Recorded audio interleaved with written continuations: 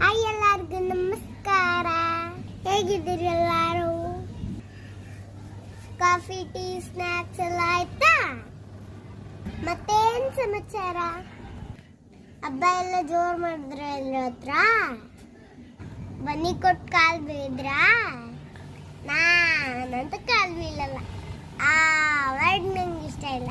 ನಂಗೆ ಕಾಲ್ ಬೀಳೋದು ಸಾರಿ ಕೇಳೋದು ಅಂದ್ರೆ ಆಗಲ್ಲ. ನಾನೇನಿದ್ರು ಹಿಂಗೆ, ನಾವಿರೋದೇ ಹಿಂಗೆ.